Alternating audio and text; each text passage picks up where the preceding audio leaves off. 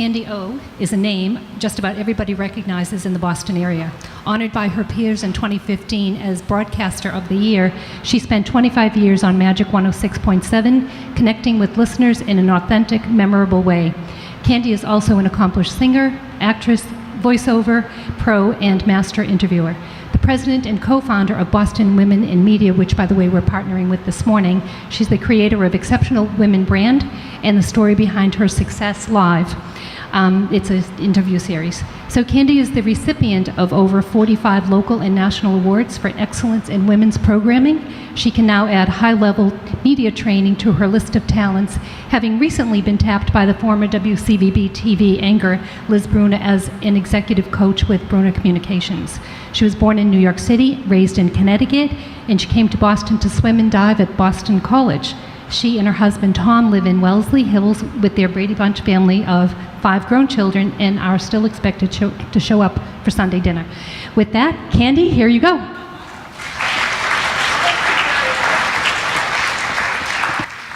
I'm trying to think of the last time all 5 kids showed up for Sunday dinner. I have to think about that for a second. Good morning. Thank you so very much, everyone, for being here this morning. It is absolutely my pleasure to moderate this panel and to work with the Harvard Square Business Association and collaborate as well with Boston Women in Media and Entertainment to celebrate National Women's History Month. We have 2 insightful panels. The first will be focused on the arts, the second on politics and policy right here in Cambridge. Boston Women in Media and Entertainment is a trade organization founded in 2012 by Dela Arabella Centauri and me. Dela is here. Will you please raise your hand, Dela, so everybody can see you? She is standing right beside our Red Sox raffle tickets, and she'd love to sell you some. We have just been so delighted to be able, for the first time, to be able to create a scholarship fund for our members. We encourage you to get a raffle ticket because that's where the money will go. We were originally founded in 2001 as the New England chapter of American Women in Radio and Television. We decided to sort of take a page out of the history book and break away on our own so that we could support women in media and entertainment right here in our own backyard. A gentle reminder, everybody, and I'll give you 10 seconds. Could you please silence your cell phones or put them on vibrate? And thank you so much for that. Before I invite our first 3 panelists to the stage, I wanted to take a moment to frame this morning's conversations with a very quick little story. Over the course of my broadcasting career, I have had the incredible opportunity to interview over 600 women for the show that was just mentioned, Exceptional Women on Magic 106.7. And the idea for the show was really simple. Find a woman doing great things with her life, invite her to come into the studio, ask her a few really thoughtful, insightful questions, and then sit back and let her shine. It was the best idea I ever had.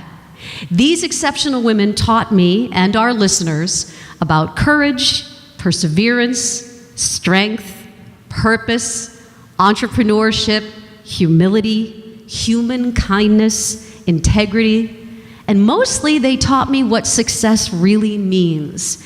And they blaze a trail wherever they go. So a few months ago, I was feeling kind of pensive and I decided to sit down and try to remember the lessons that they had taught me. And I came up with 16 life lessons I've learned from interviewing exceptional women. And here they are. Number 1, wake up grateful. Number 2, baby steps are better than no steps at all. Number 3, it's not what happens to you in life, it's how you handle it. Number 4, obstacles are opportunities. Number 5, trust your intuition, that little voice inside your head. Courage is when you leap. Faith is when you believe you will land on your feet. Number 7, adjust your compass, but don't quit. Number 8, there is great joy in striving toward your potential.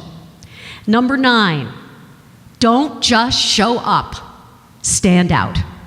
Number 10, success is a conscious decision. See it, feel it, imagine it, and believe that you can achieve it. Number 11, lead with purpose and compassion. Number 12, my father's favorite, stay humble no matter what you do. Number 13, good goes around, even if it takes a while. Number 14, relationships are everything. Number 15, wisdom is recognizing a mistake before you make it again. And finally, number 16, at the end of the day, ask yourself this one question as you lay your head down on the pillow. Is this a day I can sign my name to? I'm sure you'll agree, whether you are male or female, these 16 life lessons will last a lifetime. Thank you.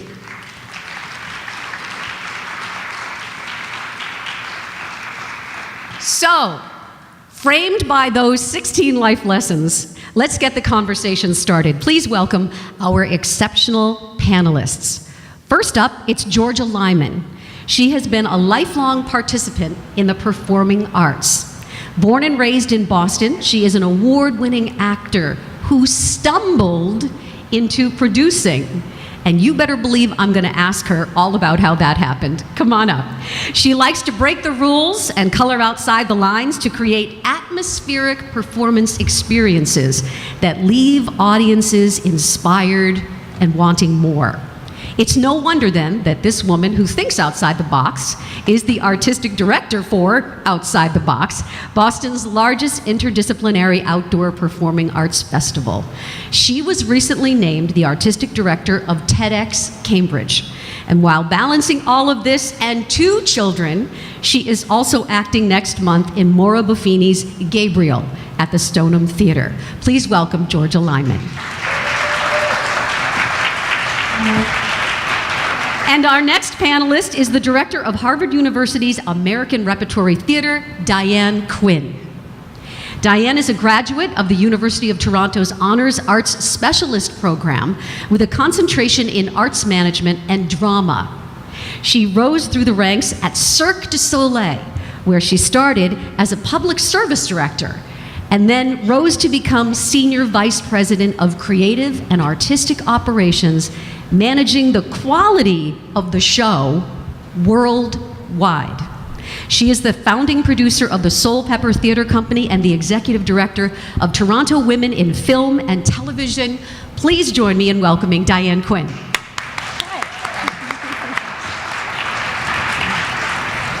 Our final panelist is Sarah Stackhouse. She's the chair of theater at Boston Conservatory at Berkeley, and that's not all.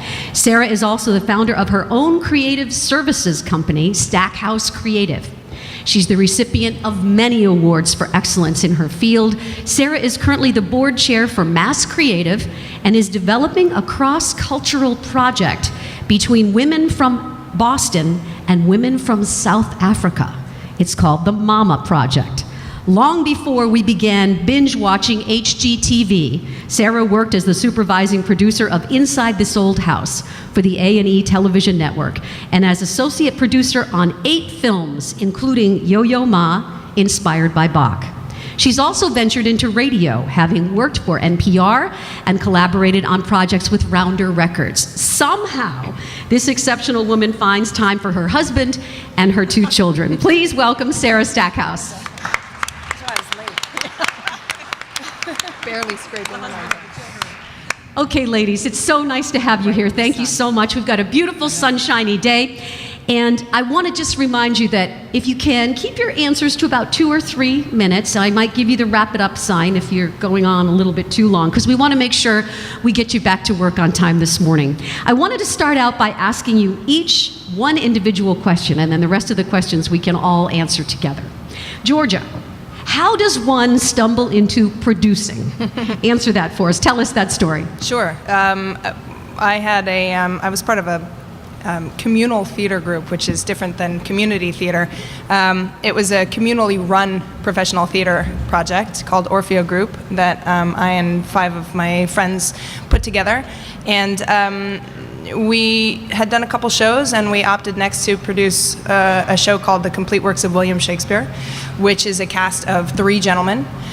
So somebody had to actually make it go. And so I said, well, sure, I've never produced anything like this before, but I'll give it a shot.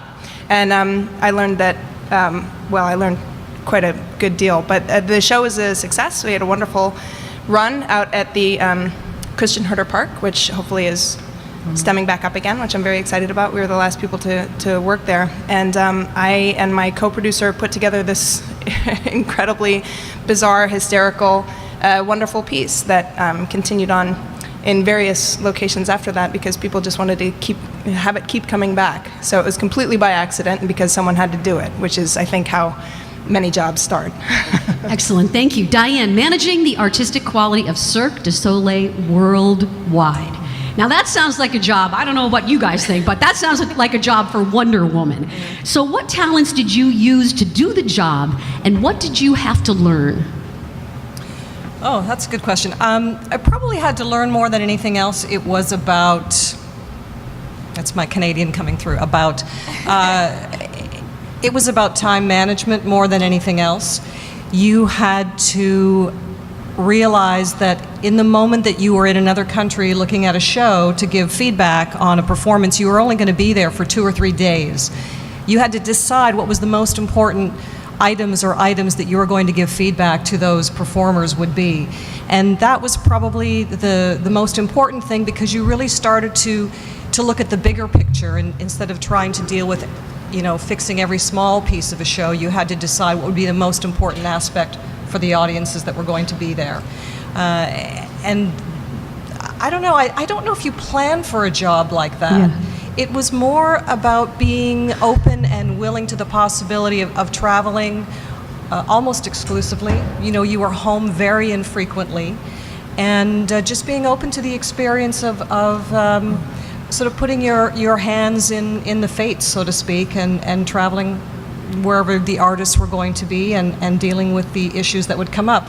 I mean, sometimes you'd go to a show and it was perfect, and you'd think, oh, do I really want to actually quibble about something that was incredibly small after an audience had stood up for a 5-minute standing ovation? And some days you had to decide, yes, actually the performance was lousy, even though people were standing up and giving a rousing standing ovation. And that's probably the most difficult thing, was to give artists feedback when they thought they had done a great job, and you had to actually go in and say, you didn't quite hold that contortion pose quite long enough, or something to that effect. So it's about making choices and deciding what's important to give feedback on. That sounds like when I get off the air and I think I've had a great show and my boss hauls me into his office and tells me how much I sucked, Okay, Sarah, please tell us about the Mama Project.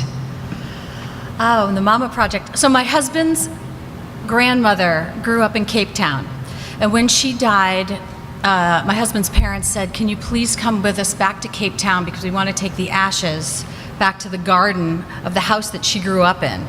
But it's like really complicated to take ashes on an airplane, so she just put some in a baggie and put it in her purse, and we went to Cape Town. And we did some family things. We visited relatives, and we went and saw incredible wildlife, and we went to the house where she grew up and knocked on the door and then said, can we look around your garden? And then we shook out Grandma and did a little sort of secret thing.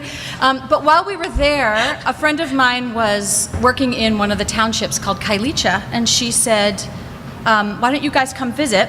My husband is a pediatric physical therapist. So we went and visited, and we did a couple days of volunteering, and it was like an incredible moment for us. And we came back, and this ties to what you were saying, we came back, we were like washing dishes in our kitchen in Arlington. And my husband said, well, maybe after our kids graduate from college, we should go volunteer. And I said, well, what if we just went now? And so we did. We actually rented our house and pulled our kids out of school, and I worked for Actor Shakespeare Project over Skype, and we just went. We spent a year there. And the whole year was really about my husband's work, but our whole family was in it. And I started dreaming up this project with the women that I met, all of whom are mamas, and their job title is mama. at the orphanage. They're hired as mamas, like that's their job. So they don't get to create much or make much. So this summer I'm taking 7 artists from here and working with a bunch of those mamas there, and we're going to get together for 2 weeks and tell stories and share recipes and sing and talk about our lives and do like an exhibit at the end. Wow. What an incredible project. Congratulations I'll on let you that. Okay, now the rest of our questions are going to be for all of you, so jump in if you feel inspired and you think you've got an answer for us. What is it about your career in the arts that makes your heart sing? What is it that keeps you going? What is it that inspires you about being in the arts? Because I can imagine that there are, there's the whole rule of, don't quit your day job. We don't know how well this is going to go. So there must be so Sound much like my passion. parents. What do you think? Applause. No, I'm kidding. You're a slave to applause, right, Georgia? Tell me, Diane. It was funny. I was actually thinking about this the other day because often we have students coming through the ART and they're looking for inspiration, or they're deciding what they're going to do with their careers. And I was as one of the students was leaving, I was thinking, what is it about being in the theater that's so incredible? And I think for me, it's the fact that you could be reading a script one day, so something very two-dimensional, and then within 3 weeks or 4 weeks or 2 years or 3 years or however long it takes for that script to make it to the stage, suddenly that piece of paper, this very two-dimensional thing, has this three-dimensional, full-blown life to it. Yeah. That these incredible actors, these artists, take the words on the stage, and then when you come to see the work, it's real. It takes you away from everything that you're doing maybe that day, or maybe it brings it all back to you. But earlier that day, or 3 weeks earlier, it was just simply words on a page. And I think that that's quite extraordinary. It takes imagination and guts, and creativity and problem solving. And artists don't get enough credit for that, I think. Yeah. In many professions, success comes from following the rules. But in the arts, you're supposed to color outside the lines. Tell us about that, because there's so much risk-taking involved. You have to be brave. I mean, I think for me, the thing is that you have to go deep in your craft and your training to know the rules and be really good at working within them, and then you use them to break out. Mm-hmm. I think there's this sort of misconception that you just go and take risks and be messy without any foundation, or that it's all just foundational training. Like I guess I really think you have to be a specialist, and then you have to be a generalist and break out and connect to everybody else. That's why. What do you think, Georgia? Because, if you're going to run outside the box, you got to answer this question for me. That's always been my worst fear, is that the headlines will say nothing outside the box at this festival. I don't know. I think when I put together an event or a happening or whatever, I like to try and keep the unexpected as not just possible, but a reality. That you know that you're coming to see something wonderful, but you may not always understand what it is. And for me, that doesn't always mean that you're going to like it. I don't believe that art should leave people all in the same place. I don't think that everyone should come away thinking that was the most brilliant thing I've ever seen. All I care about is that you're talking about it when you leave. And that's what's most exciting to me, is when I know I've done a good job when people walk away talking about it, no matter what it is. I want to move on to obstacles, because I do believe that obstacles are opportunities. Can you talk about an obstacle in your career that you had to find a way to get around? Anybody? Well, since it is Women's History Month, I'll talk about being on the board of directors for Cirque du Soleil. I was one of 2 women on a board of about 27, and that's changing, and I'm very glad about that, and it's changing at Cirque, and I'm hopeful that it will change everywhere. I think there was something recently in the Globe about this. And I would say the obstacle there is, how do you, as a female, as a woman, make yourself heard and do it in a way that's still authentic to who you are.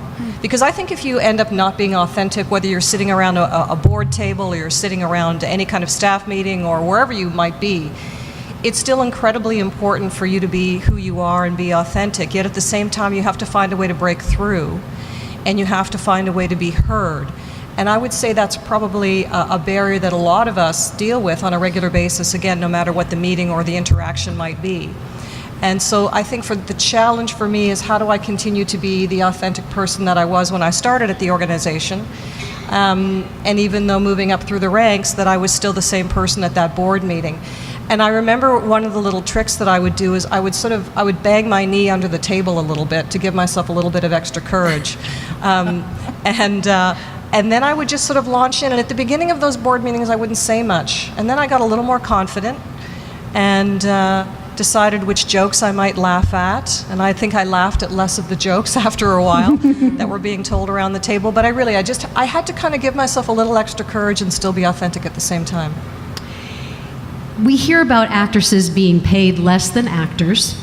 Does inequity exist at this moment in the arts? I'm thinking about the incredible film Hidden Figures and the black female stars being told, oh no, you can't play a lead and we can't win at the box office. Tell me what your thoughts are on all this. I think there's a definite imbalance. And, yeah, you're starting to hear more actresses speak up about it, like Robin Wright, and even what's her name, the Hunger Games woman, Jennifer Lawrence, is starting to speak up about and what's ironic is that they're getting paid more than any of us will ever see in our entire lives, but they're still speaking up about it, and sometimes that's where it has to start, is at the top, so that everybody else can have the courage to say, well, if they can do it, I might as well speak up for myself. I think there is a little iniquity, but I think that the more of us who are willing to speak up about it, even at the slightest level, the easier it will be to be overcome. Thank you. Yes, Susan. It is a pay issue, but I actually think it's a power issue. Have you guys seen the meme that's been going around social media of the huge room in Washington of white men deciding women's health care policy? Yeah. So I think there's an issue of who are the producers, and who are the people doing casting, and who are the people on boards. And so there's a kind of, even if you see people on stage who are looking more and more like us, often when you go into the rooms of the power people above them, it's a lot of white men, not entirely, but that is actually still where the power lies. And so I think there has to be a shift, not just out front, but up top. It's like that horrible gaffe that Matt Damon made when he was talking about diversity, and he insisted that diversity was just about the casting of the film and not the actual production and crew of the film, which is just not the case. It's on all levels. It's not just at one. Well, look, we've got 2 black leads in our cast, so we're good. It's like, yeah, but who wrote it? Right. Who's directing it? How is the crew? Yeah, who's at the table actually making these works? Go ahead. Sorry, I'm going to guess, I sort of jump in, that because the three of us are sitting here, we also have the opportunity to make sure that the people on our stages are paid equally. And I'm going to hazard a guess that that is correct. Certainly at the ART, that is correct. Yep. And I'm imagining that for you two ladies, it's correct too. Finally, I will quote Shakespeare. Oh, when she's angry, she is keen and shrewd. She was a vixen when she went to school. And though she be but little, she is fierce. As we celebrate the final days of Women's History Month 2017, in this chapter, hundreds of years post-Shakespeare, take your own pulse. Are you fierce? Georgia? I'm not quite as fierce as I would like to be, but I'm working on it. Diane? I think I get less fierce the older I get, but I don't know. I made a change at my age, and I'm here in Boston, so I suppose I would have to say yes. Sarah? I think I'm as fierce as I can be when I listen to the young people around me, because they give you courage and fire. You have to listen to them, and then you kind of find your fierceness. I want to thank all three of you for this incredible panel, your inspiring insights. We have a picture to take before we move on to our next panel. All right, as our focus on National Women's History Month continues, we turn our attention to the political arena and are so fortunate to have with us two exceptional women in this field. I had the honor of interviewing our first panelist a couple of years ago, and I will never forget it because there's just something about her, and her passion and her energy are contagious. She is a lion for this city.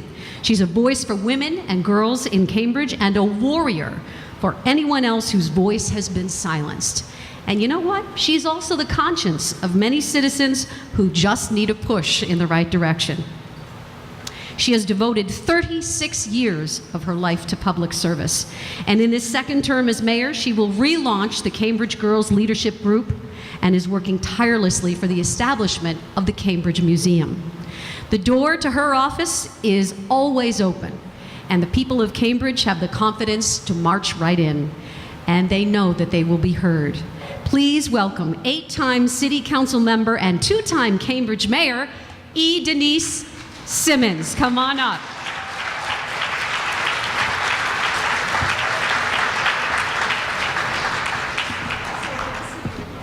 Thank you. Please be seated. Our second panelist is proud to say that this is her city too. Raised in Cambridge City housing and the first in her family, female or male, to graduate from college or attend high school. From UMass Amherst and her master's at Harvard Kennedy School of Government, she has received an incredible education. She served for 14 years on the Cambridge City Council and is the first and only woman to give birth while serving on the council. Elected to the Massachusetts House of Representatives in 2012, she has been a tireless advocate for her community and for the rights of the homeless, for funding early education, for the protection of privacy, and is the leader on both transportation infrastructure and climate change. Like the Alicia Keys song, "This Girl is on Fire." Please welcome State Rep Marjorie Decker.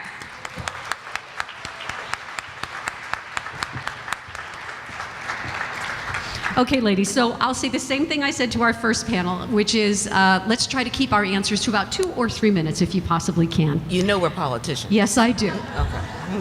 Which is why I renewed that whole warning one more time. Okay, Mayor Simmons. Yes. This is a historic, great city. What are you most proud of, and what is yet to be done? Well, to talk in very current terms, I'm very proud that this city, and my colleagues are here and stood up and did this. Former councilor and vice mayor Decker, and now state representative, stood up for this. The fact that we maintain ourselves as a sanctuary city, that we look out for our citizens. That is my most proud moment or thing that we do. Representative Decker, this is a historic time in American politics. As you sit with your colleagues on Beacon Hill, what is your goal? How do you make your voice heard? Big question, small time. I think a couple of things. It's one, it's always the same goal, to make sure that the most vulnerable in our communities, and for me throughout the Commonwealth, have a voice, that we're not passing policies that cause harm, but actually create strength and justice and equity. And recently I was appointed to a 7-member working group committee by the Speaker to take deep dives into the Trump's administration's policies and look at their impact on Massachusetts, and to work with coming up with recommendations about how to ensure that, again, our citizens are not being harmed by this. I believe, as we talked about with panel number 1, that obstacles really are opportunities, but it's about how you get around them. So, Mayor, when an obstacle is in your path, how do you get around it? What's your philosophy? Well, you know, I just had my henna done, and it says, nevertheless, she persisted. And it's really about persisting. You know, I came to elected office by way, of course, of an election. So in 1989, I ran for school committee. And as you can know, I ran and I You won. lost. But she persisted. But I persisted, and I ran again. And this is audience response. I ran and I lost. But I persisted, and I did run for a third time, and I won. And it's really about not being daunted. It's not always easy for women. There have not been, it's far better now, clear pathways to opportunity to success. There's no playbook. We often have to make it up on our own, and so I was not daunted by that. I turned that failure into an opportunity, that barrier into a, instead of, you said, you know, like what those barriers or those boundaries, and taking that and saying, I'm going to step over it, go around it, go under it, go over it, but I'm going to Bash through it sometimes? Smash through it until I get what I am looking for or trying to achieve, knowing that some other young lady, some young woman is going to see that and know that she can do it as well. And your answer, obstacles, how do you get around them? You know, I think Mayor Simmons and I have a lot in common. We both grew up in Cambridge. We both grew up in families or in a time and situations in which we were just born into obstacles. For me, having grown up with two parents, neither who'd graduated from high school or one with elementary school, growing up in public housing, the statistics are there. I wasn't supposed to succeed. I wasn't supposed to do well in school. I certainly wasn't supposed to be able to stand on my own 2 feet. And so I think that for me, and I think I speak for the mayor, that we thrive on obstacles, because the idea of being told that I'm not supposed to move forward or to set my eyes on a goal, it's a gift. It's a gift to have been born into circumstances where doubt is all around you. How people look at you, how they treat you, how they talk to your parents, what they expect of you, more importantly, what they don't expect of you. And so to be able to sit here before this community of people that I love as the state representative and someone who's graduated from the Kennedy School with a master's degree, none of that was supposed to happen, but it all fuels why I do what I do, and it's about connecting with people who come from similar circumstances, knowing that circumstances alone should not prohibit or be the boundaries that stop you from moving forward. And if I may, just add to that, we, both of us, I don't know why we did it, but we chose a profession that historically has been male-oriented. And so women would actually come up to us and to me and say, why do you want to do that? Why don't you be a secretary? Because I can't type, you know. But it was interesting how even our own peers wouldn't push us forward. And finally, it is National History Month, and Women's National History Month, and I keep coming across this one line: our history is our strength. What is your message to the next generation of women who will stand on your shoulders? Well, I'm glad my daughter's not here because she says she gets tired of hearing this. But I always say, hold fast to your dreams and keep a secret spot where dreams can go, can thrive and grow, where doubt and fear are not. And it's basically a message that you kind of, a mantra to say, you just set that goal for yourself. And even though you may have to take a detour, continue to push forward. Representative Decker? I just love sitting here with her. So. You're both Soaking it very all up. inspiring. Let's hear it for these two, Yes. by the way. And I am going to just take a second to say I'm so excited to be sitting here with Candy O. Oh, So this is really cool. I will just say that I think the message is to really know who you are and to surround yourself with people who love you, who believe in you. If I had been surrounded by people, and it could have easily happened, and it happens to a lot of people who either don't look like me or aren't able to talk the way I do, I was surrounded by people who believed in me, who saw what I couldn't see in me just yet, what I had hoped might be there. But it was really having people in my life from a very young age who believed in me, who encouraged, who were just positive about who I was in this world. And that's who you hold on tight to. And then I was talking to a friend of mine who was in politics. He comes from a Latino family, and he also, against the odds, was able to serve. And we found what we had in common is that we actually put up these blinders unknowingly and let all that noise and all that distraction about who we weren't supposed to be in the world, it just really, I kind of bulldozed through that, and it didn't faze me, and I didn't always realize that I wasn't supposed to be who I was. And those blinders are really important. at the same time being with people who believe in you and encourage you and can hold you when sometimes you begin to doubt your own abilities. Finally, are you fierce? Yes. Absolutely. And when I'm not fierce, I fake it. Are you fierce? Yes. 24/7? We are fierce women, and people who know us on the council are fierce. And because this is Women's History Month, it is really important to note that being fierce as a woman is also a liability sometimes. Absolutely. The way That's why that I'm I have been asking. viewed in my advocacy, and the mayor has been viewed in her advocacy, has been judged very differently by men who are as fierce as we are. And you can just start thinking about the words that have been used to describe the both of us over the last 20 plus years. Which we will not repeat here. I will not repeat. She knows me well. Now, what I also have had to learn to do, and it took some life lesson and life experience to be comfortable in being fierce, and what I have turned to people and said is, okay, so you think I'm rough on the edges, you think I'm this, you think I'm that, I'm not saying those words, but at the end of the day, if you're in trouble, who do you want fighting for you? And I promise you that Mayor Simmons and myself are two of the people that will come to mind. Let's hear it for these two incredible, exceptional women. The mayor put together a group of fierce, and I will say fierce women, and I was so humbled to be in this room with them.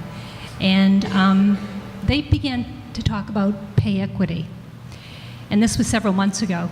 And we met over a period of, 12 or 14 weeks, and we decided that this law that Massachusetts, that Representative Decker helped pass, the Massachusetts Pay Equity Law, which, by the way, does not go into effect until July of 2018. And there were many of us that sat around one cold winter night in the mayor's office when it was dark and snowy and freezing, and we were drinking really bad coffee probably, and we said, why wait? Why should we wait? So the mayor said, well, let's not wait any longer. So she put together the concept of early adopters. And these were businesses in Cambridge that we reached out to, all businesses that we reached out to, and many of them responded and said, you know what, we're not going to wait. We're going to embrace the idea of pay equality, pay equity. And not just for women, but for minority men and minority women who are not treated equally. They're not. So with that, I would like to introduce Virginia. Hi, it's wonderful to be with all of you today. I know many of you know me. I'm Victoria Budson, and I lead the Women's Policy Center over at Harvard. And let me share with you why this is so important. Sometimes when you get it right, you're not getting it right just for your own community. Here in Massachusetts, at a time when the nation, of course, is robustly divided, we did something special. Not only did we do the right thing for women and the right thing for businesses, but what we did was give an example of bipartisan support, led by colleagues like Marjorie Decker, who ensured that it's not just that it passed, which would have been enough. It passed unanimously. Every single member, regardless of party, understood what's good for women is good for the Commonwealth. When we look across the nation, women in Massachusetts are the most highly educated, the most. Yet, we continue to have a pay gap. Nationally, women make roughly 80 cents on the dollar compared to men. The bill that we passed does 4 critically important things to helping close that wage gap.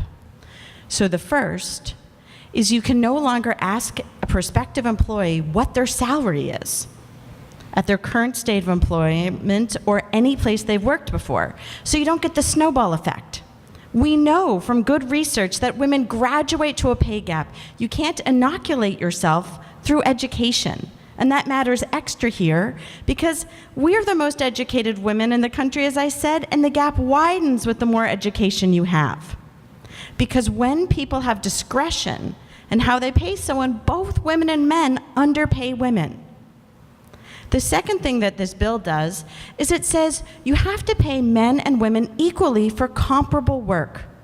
You can still pay people a different amount based on education, seniority, travel, performance. So businesses continue to have all of those tools for merit-based and other systems. However, we did something incredible for businesses. In the past, if you did an internal wage audit to make sure you're paying men and women differently, that information was discoverable if one went into a legal proceeding. Now we have what's called an affirmative defense. Any business that moves forward and does an internal wage audit is then able to spend 3 years where they're protected for having done so as long as they've taken meaningful steps to solve the problem. And this matters not just because it gives businesses new tools, but it sets the right frame. We are all in this together, and the goal is to get it right. Because getting it right is good for business, it's good for families and communities, and it's good for the Commonwealth. Women spend more of their dollars on Main Street. It helps to grow businesses. Women begin more entrepreneurship-based businesses than men. Having dollars in women's pockets helps ensure that the Commonwealth has a strong economy. And with that, I'm going to turn it over to Mayor Simmons. Thank you.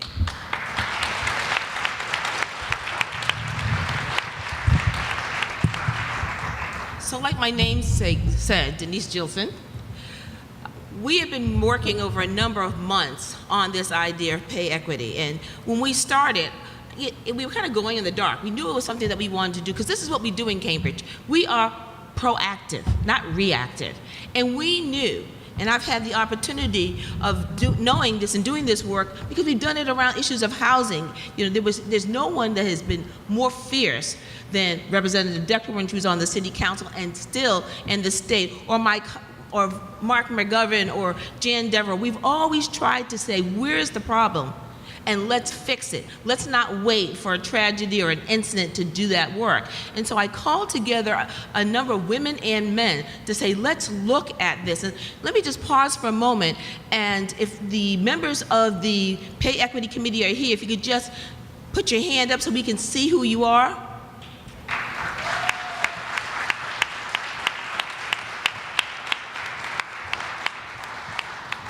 These women and these men came together over a number of months, came early, stayed late, as we looked at the law that goes into effect, as Victoria has said, in July of 2018.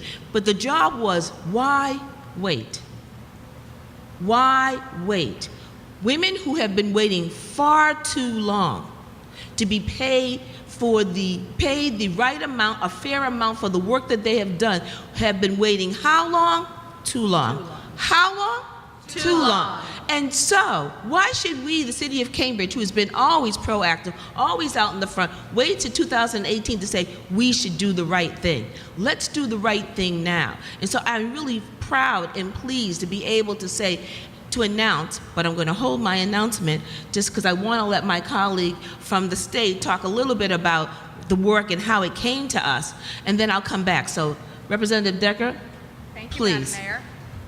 I don't think I have much more to add than both of you have already said. It's just, it's exciting to not only have been a part of seeing this legislation finally come to fruition, but to now also know that I'm living in a community where the mayor and others have come together, and members of the business community have come together to say, we're going to once again model for the rest of the state what good government looks like, what good public policy looks like, how it actually benefits and helps families. I'm just so excited that Cambridge is going to be the city to show others you don't have to wait to 2018. You can do this right now. And in fact, as Victoria said, women are the ones who are out there shopping. We are the primary consumers for our families. And when we have more money in our pockets, we in fact are spending that money right back, pouring it right back into our local businesses.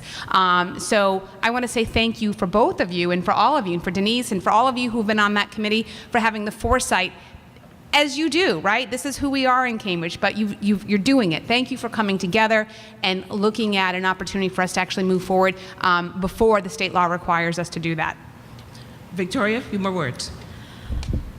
What's very interesting is at a time where we see citizens all over the United States not just sharing opinion on social media, but literally taking to the streets, over really 5 years, a system of women's commissions was built across the state.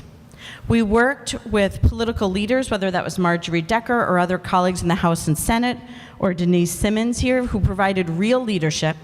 We worked with business leaders. The Boston Chamber of Commerce was in full support of the bill.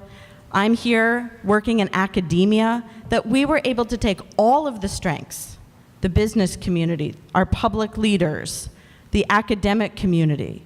We have the major health systems involved in this effort as well. All of the strengths of the Commonwealth to work together to solve a problem. And in most places, you think of leaders and advocates, the business community, the women's community. Here we integrate it. And to really put a fine point on it as well, once this was passed, the work done by the city of Boston under leadership there, this is now being taken across the country and beyond. I'll be going up to Canada shortly to be working with their pay equity team to understand what it is we've done here. You've seen an executive order come out from the governor of New York based on what we did here. You've seen the mayor of Washington, D.C. work on it based on what we've done here. And I could go on, but note, when you take action, when you raise your voice, when you call your representative, what we're doing here isn't just helping us, but it is literally being used as a model. I don't expect this legislation to go anywhere federally anytime soon, but it has been filed federally as well. So what we've been able to accomplish is truly the beacon the way Massachusetts has always been. We have the longest still in use constitution, and what Mayor Simmons has provided for leadership, having Cambridge not wait, figuring out how to solve the problem, working with all the facets of the city, it truly is model governance. Thank you. So, thank you, Victoria. Just a few thank yous. I have to say thank you to Victoria, because she really helped us provide a pathway and a direction to make sure we were going in the right direction in terms of making this happen. I also want to acknowledge and thank someone who's very shy and doesn't want to take any credit for anything. Where's Teresa Stevens from my office? Teresa, where are you? Teresa. She made the phone calls. We work as a very large committee, but we also work as subcommittees to look at best practices. How do we provide pathways to progress, for pathways to parity for women, not only in the municipality, but for any other of the organizations that sign on. So I just wanted to take a very special thanks to her. I want to also acknowledge Mark. Mark McGovern has been really helpful, because when I said I have to be in my pay equity committee, he would say, okay, I'll take care of this other thing for you. So he's been a great supporter. Thank you so much, Mark, for your work.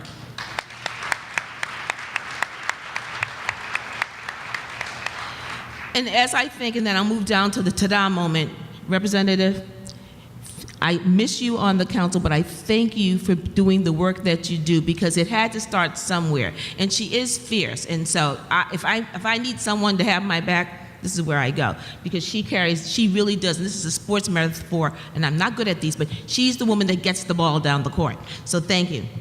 All right, so as we were talking, we said that in order to do this work, you have to have this concept, this mechanism called a dashboard. So Candy, I know you said tearing off the cell phones, but now I want you to take your cell phones out, and I want you to go to cambridgema.gov/equal pay, because at this very moment, the city of Cambridge has launched its diversity dashboard. So please, let's give a round of applause for this very hard work. As you will see, when this dashboard will give us the information so that we can look to see where the disparities are.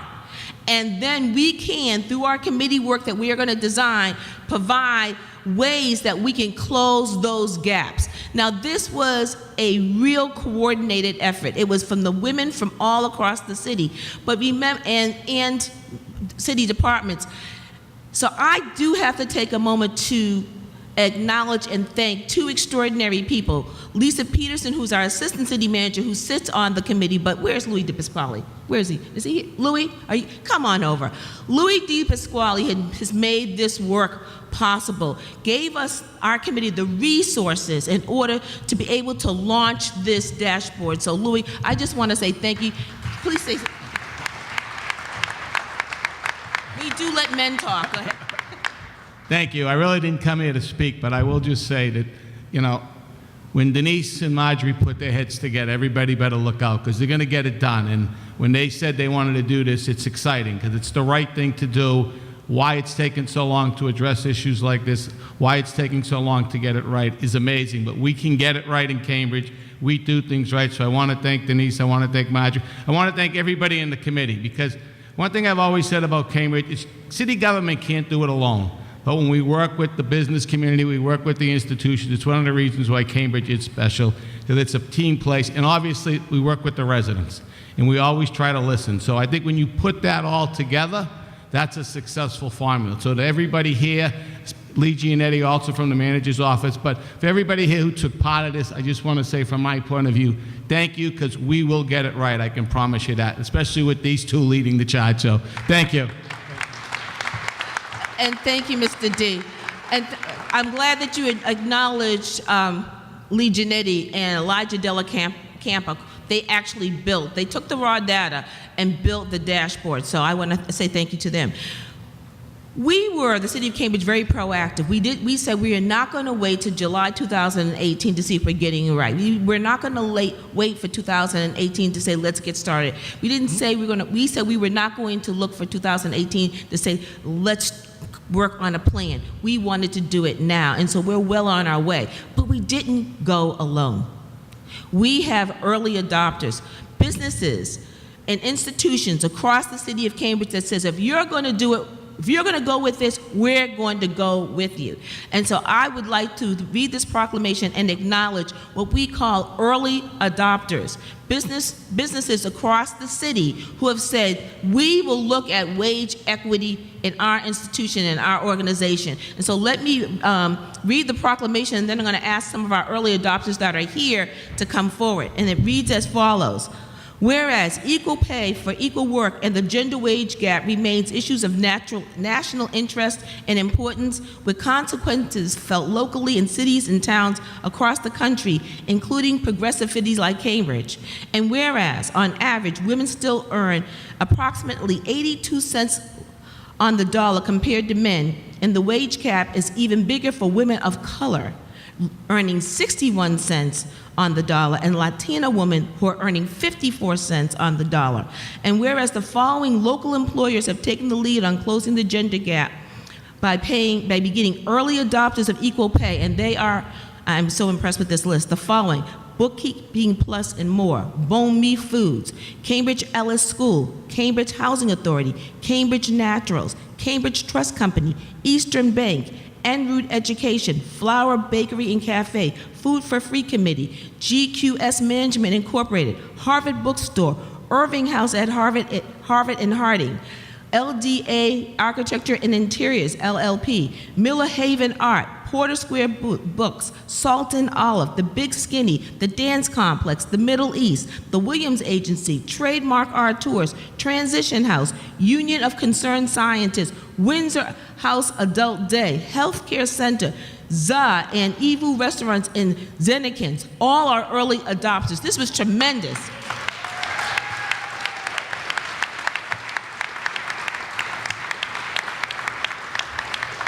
And whereas the Cambridge employers knew that Massachusetts' Act to establish pay equity law would not go into effect until July 2018, but were inspired to act now to make a difference in the lives of women and families, not tomorrow, but today. And by becoming an equal adopter of equal pay, these employers have shown a commitment to making Cambridge community a better place for working women and toward investing in economic equalities. Now, therefore, be it resolved. I am very happy. That's what it basically says. I am very happy. I am very happy. But I want to go on record on behalf of the entire city by formally thanking them, the 27 Cambridge employers, for their leadership in being proactive early adopters of pay equity. And I see Candy here. I just am wondering if anyone has any questions for the mayor or anyone up here in regards to this incredible new announcement. Anyone? Questions? All right. This is a historic moment for the city of Cambridge. For a couple of reasons, no questions. But If you do, if you want more information about what we're doing, please call the Office of the Mayor, and Teresa Stevens is our contact person for our Pay Equity Committee.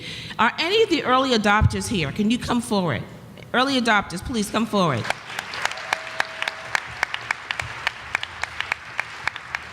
Come around, come on around.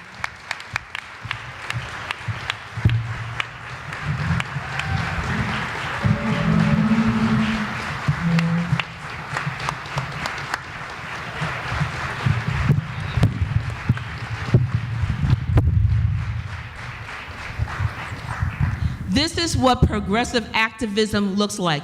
These are individuals that said when asked, call me, I'll come, I'll do the work.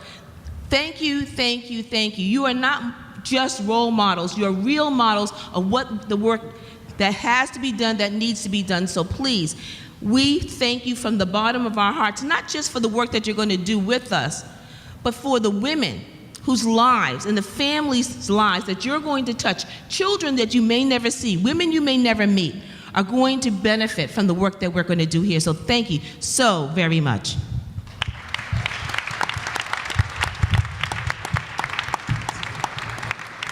So as we close out, if I can bring Denise and Louis here, we want to take a couple of pictures and then of all the early adopters, and then I want the committee to join us as well. But before we do all of that, I want to say to each of you and all of you that are here, thank you so much for your support for coming out to this event. Thank you for Denise and the Harvard Square Business Association, John DiGiovanni. I think John DiGiovanni is here as well, for all their hard work and their support. So thank you again. Denise, do you want to say something? Where's Denise? Please. Well, we did this, but one thing we didn't do is I didn't properly introduce this extraordinary woman. Please take a minute and tell us who you are, because she's amazing, and it's really important that you all know the work that she's doing. Please. Denise, thank you. Well, I have the privilege of working on these types of issues to close gaps every day. One of my colleagues, Chelsea Villarreal, is with me today. She's my right hand, makes it all happen. And what we're doing at Harvard is we are literally taking the idea of equality and turning it into the practices of equality. If you haven't heard of the Women in Public Policy program, you'll have heard of what we've done. The World Economic Forum's Gender Gap Report, for example, we built the metrics for that. We have been focused on designing the interventions that companies and organizations can actually use to close it. Most leaders want to close the gender gap, they just don't know how. So we figure out the hows and have been applying that work. I've worked very closely with the Obama administration. We work with major businesses and corporations, and we work with governments all over the world to help figure out how to do it. In Australia right now, the state of Victoria, for example, is implementing virtually all of the work that our center has been doing and trying it out. And then we measure it and test it and do it better. Because what we know is any gap that we can measure, we can close. And the work that everyone in this room has done together in creating the dashboard means we now have measures.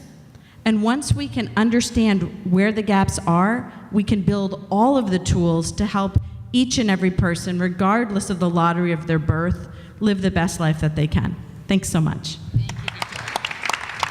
Thank you, Victoria. That's Victoria Budson. And we're going to give Candy O'Terry, our fabulous moderator, the very last word. And before I hand it over, I just want to thank all of you for coming. We're going to do this again next year, right? Awesome. Absolutely. Is this mic live? Check, check. Okay. Hey, it's been done. This is a huge accomplishment for the city of Cambridge and Boston Women in Media and Entertainment. We're so pleased to collaborate with the Harvard Square Business Association. We hope we're getting you back to work on time, and we thank you so much for your attention today. Have the best day ever. Thank you very much.